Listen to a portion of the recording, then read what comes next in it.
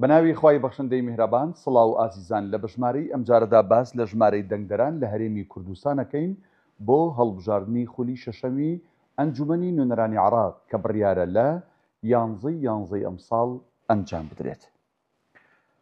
ژمارەی دەنگدەران لە هەرێمی کوردستان ئەوانەی مافی بەشداریکردنیان هەیە 3,883,501 کەسن.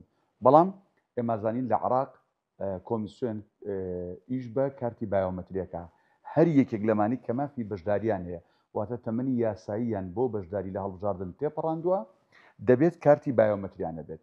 ئەوانەی کە کارتی بایۆمەتریان دەرێناوە ئەوانە دەتوان لە ڕۆژی دەنگدانە دەنگ بدەن. ئەی لەم ژمارەیە چەند کەس مافی دەنگدانی هەیە؟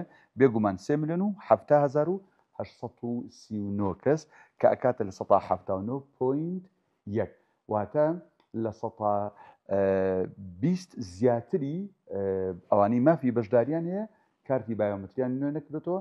تاوان کارتی بایۆمەتریش وا دەکەی تەواو بوو لە مانگی شەشە کۆتایی بە نوێکردنەوە و دەرهێنانی کارتی بایۆمەتری کراوە. ئەوانەی ناتوانن بەشداری بکەن 812,662 کەسە کە ئەکاتە لە 120.9 ناتوانن بەشداری بکەن لە بەرەوەی کارتی بایۆمەتریان نییە. باشە با بزانین ئەم ژمارەیە بەسەر سێ بازنەکەی هەرێمی کوردستان چۆن دابەش بووە. تەبەن بازنەی سلێمانی هەڵەبجەش لەگەڵ خۆیەتی لە یەک بازنایە لە بەرەوەی هێشتا بۆ ئەم هەڵبژاردنە هەڵەبجە وەکو پارێزگا مامەڵەی لەگەڵ نەکراوە. کۆی گشتی وتمان 3,883,501 کەس مافیان هەیە بەڵام 3,070,839 کەس کارتی بایۆمەتریان هەیە کە لە 79 دەکات. بزانین چۆن بەسەر پارێزگاکان یا بازنەکانە دابەش بووە. سلێمانی لە 178 دەتوانێت دەنگ بداتواتە کارتی بایۆمەتری هەیە. 1,232,893 کەس مافیان هەیە بەڵام 1,202,502 کەس کارتی بایۆمەتریان هەیە. بابینە سەر بازنەی هەولێر لە 177 ئەوانی کە مافی بەشداریان هەیە دەتوانن دەنگ بدەن لە بەرەوەی 1,410,112 کەس مافیان هەیە بەڵام 1,088,601 کەس کارتی بایۆمەتریان دەرکردووە. بینە سەر پارێزگای دهۆک یا بازنەی دهۆک لە 183 ئەوانی مافیان هەیە دەتوانن دەنگ بدەن.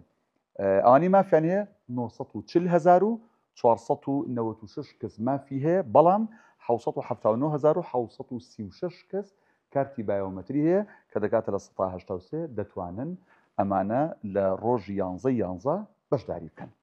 بینە سەر ئەوانەی کە ناتوانن بەشداری بکەن کارتی بایۆمەتریان نییە کۆی گشتەکەی 812,662 کەسن لە بازنەی سلێمانی و هەڵەبجە بێگومان 330,391 کەس ناتوانن لە بازنەی هەولێر 321,511 کەس ناتوانن لە بازنەی دهۆک 160,760 کەس ناتوانن بەشداری هەڵبژاردن بکەن چونکە کارتی بایۆمەتریان نیە کە یەکێکە لە مەرجە سەرەکیەکان. باش بزانین ژماری کورسیەکان لەم سێ بازنەیە لە ئەنجومەنی نوێنەرانی عێراق چەندە لە کاتێکدا ئەنجومەنی نوێنەرانی عێراق 329 کورسیە. بزانین لە چەند کورسی پێگاتوە ئەم سێ بازنێت. بێگومان 44 کورسی بەر ئەم سێ بازنەیە کەوتۆ بەم شێوازە. بازنەی سلێمانی و هەڵەبجە 18 کورسی، بازنەی هەولێر 15 کورسی، بازنەی دهۆک 11 کورسی بەرەکەوێت کۆی گشتەکەی کاتە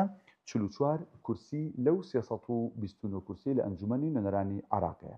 ئەمەی لە بەژمارەی ئەم جارەدا باسمان کرد ژمارەی دەنگدەران بوو لە هەرێمی کوردستان بۆ هەڵبژاردننی ئەنجومەنی نوێنەرانی عێراق کە بڕیارە لە 11 ئەمساڵ بەڕێوە بچێت.